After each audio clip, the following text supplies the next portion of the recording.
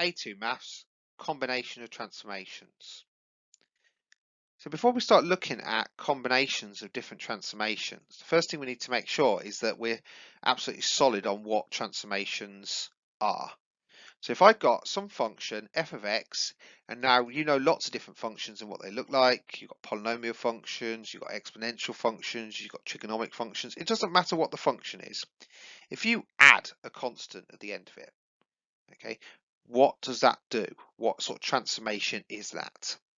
Okay, so what sort of transformation is it? So if I've got something like this polynomial function just here, this cubic function, if I add a constant a to it, it will take that function and it will move it up, in this case 0.5. It translates it by the vector 0a. So adding a number at the end was a translation by the vector 0a, and that's true for any function. Okay. What about adding a inside the function then? What did that do? If I added a inside the function, let's look at the same function again.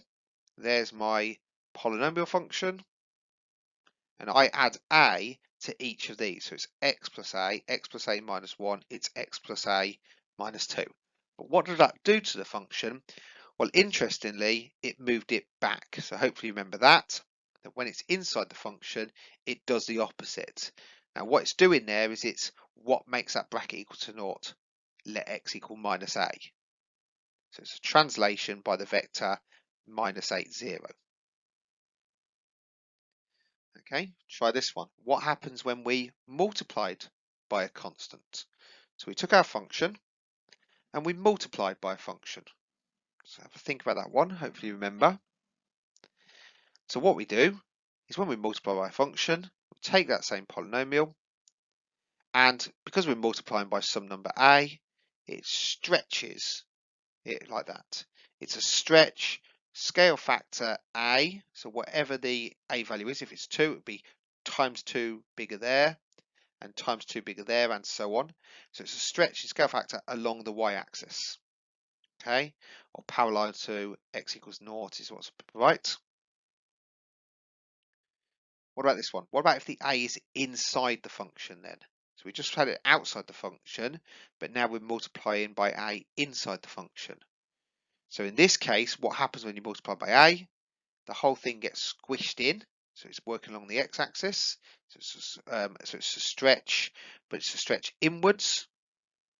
And as you can see, this one would have been a 2 because it's got half the size. It was a 2, now it's a 1. It was a 1, now it's a half. It's a stretch by scale factor 1 over a. So if that was a 2x, it would be 1 over 2, which is a half in this case, along the x-axis. Anything inside the function is the x-axis, anything outside the function is to do with the y-axis. Right, what about a minus outside the function? What does that do? So you can think of this as the y-axis, but you need to be better off thinking about it being x equals 0. Okay, so there's my graph. What does a minus do?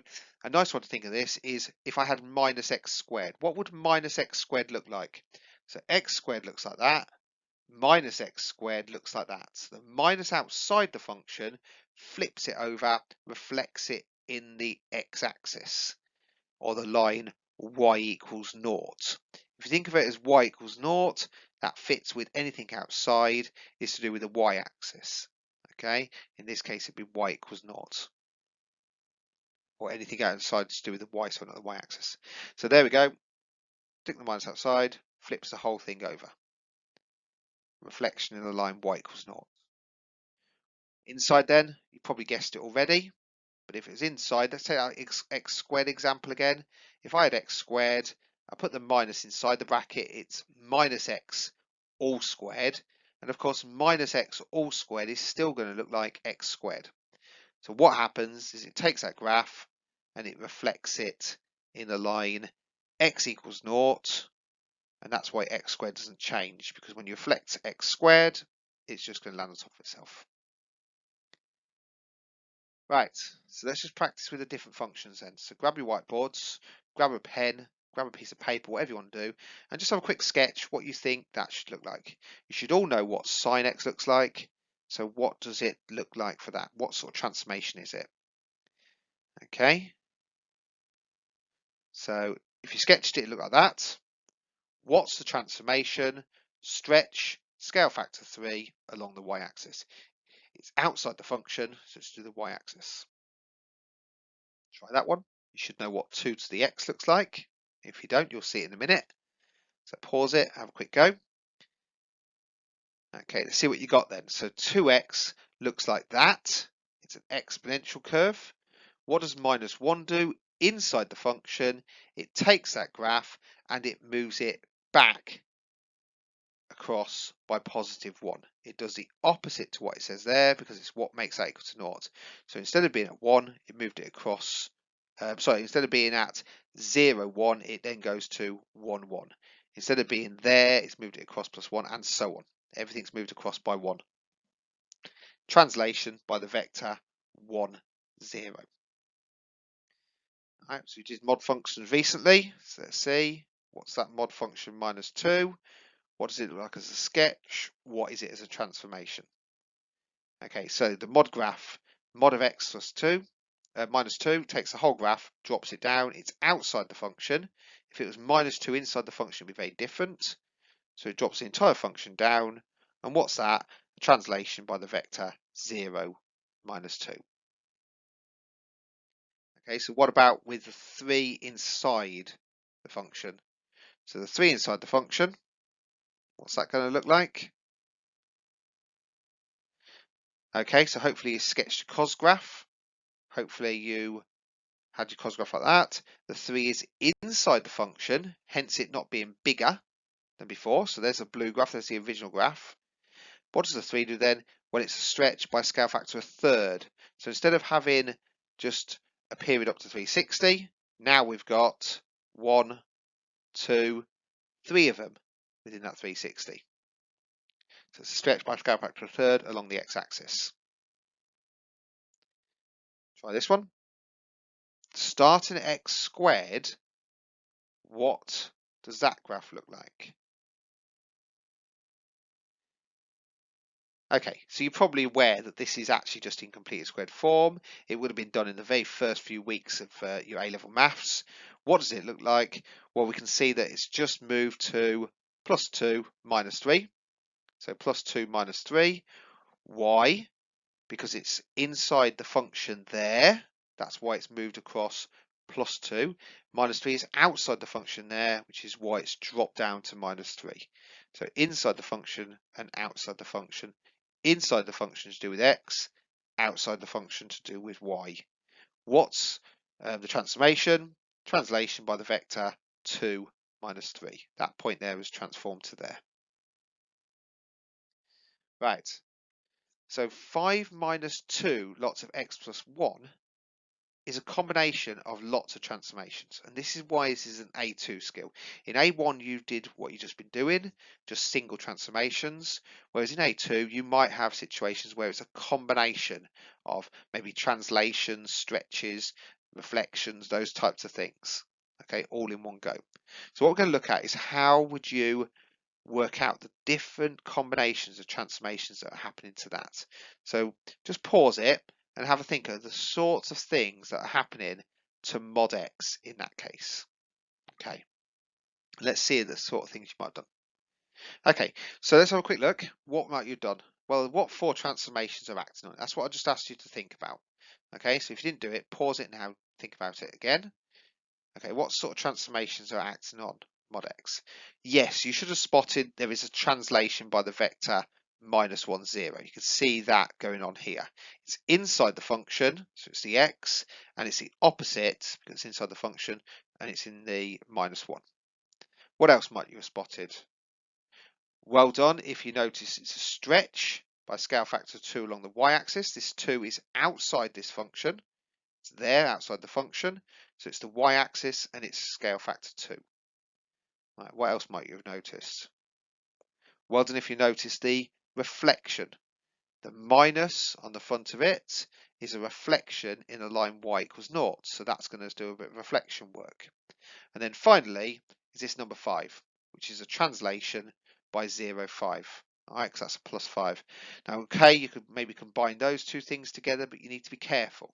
You need to be very careful when it comes to which order should you do these and when. All right, so it's very easy to make a simple mistake that if you just swap the order of some of these, you would not end up with that equation. So we need to be very careful. Okay, that's basically what I was just saying here. What is the order of the transformation? So these are the 4 different things that are happening to it.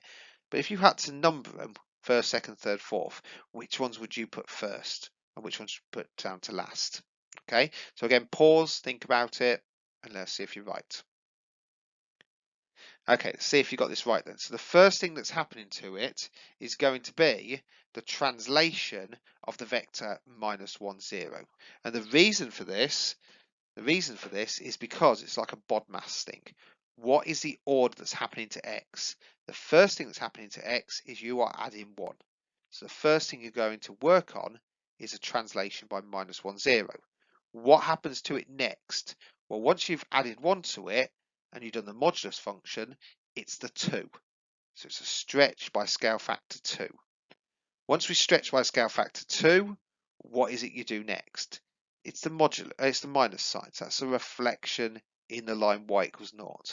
And then once you've done that minus sign, what do you do to finish it off?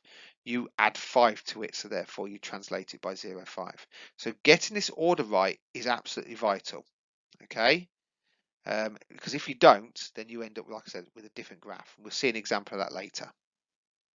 So let's have a go at sketching that graph then. And when you come to sketching it, don't just try doing it all in one go. Do it in different sections. It doesn't matter if you've got like 4 rough sketches and a decent sketch at the end, as long as you get there correctly in the end. So the first thing I'm going to do is just think about what the mod x graph looks like. So a quick rough sketch. There we go. There's my mod x graph. Now the first thing I'm going to do is translate that mod x graph by minus 1, 0. So I'm going to take that graph and I'm going to put it across there. So there we go. It's going to move, translate by minus 1, 0. So there's what my graph should look like. Okay. Right. Next thing I want to do is stretch by scale factor 2 along the y-axis. So take this entire graph, stretch it up. So there's 1, it goes to 2. There's 2, it goes to 4. So it stretches that entire graph up like this. There we go. So the whole graph has been pushed upwards. That's that one ticked off. What's next? Reflect it in the line y equals 0. So the y equals 0 line is here.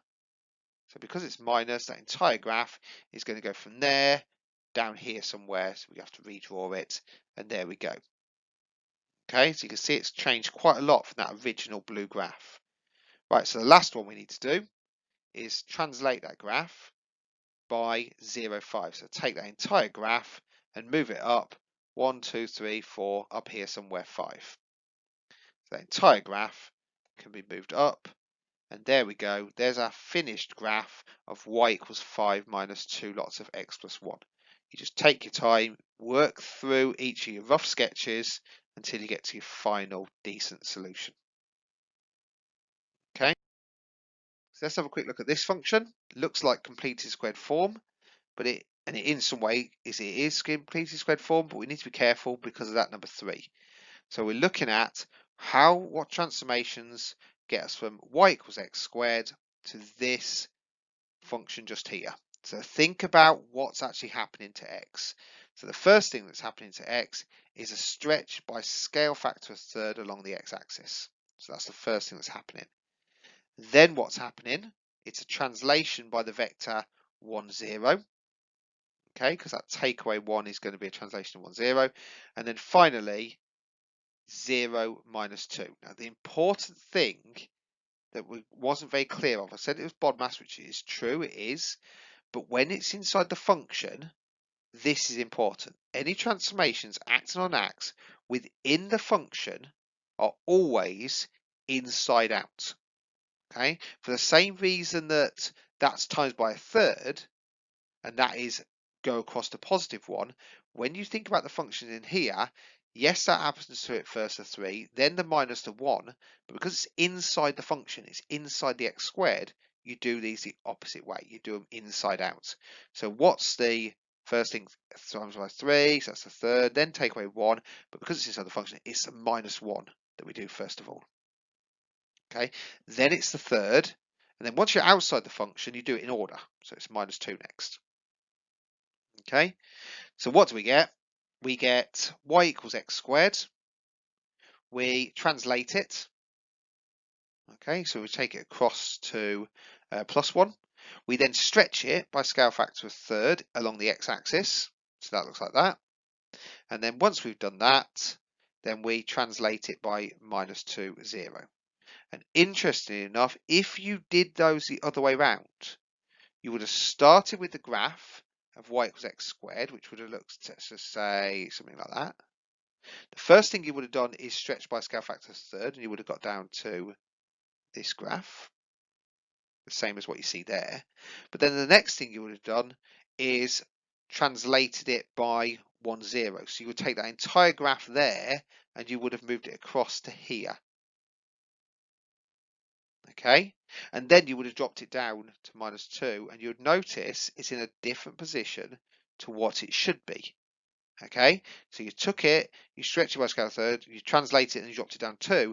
It would have been wrong because you would have drawn it over here when it should have actually been in that place. So you need to be very careful with your order. Order matters. And if it's inside the function, as we said, you swap it around, you do it the opposite. My bit of advice that I just should have said in that previous slide is do not forget that you can always just check some numbers. So if you checked a number, it would have worked. If it does work, then you've got it correct. Okay, right, have a go at completing exercise 7.1 on page 253, and just be very careful with the order of the operations, and just don't forget that you could do some quick checking.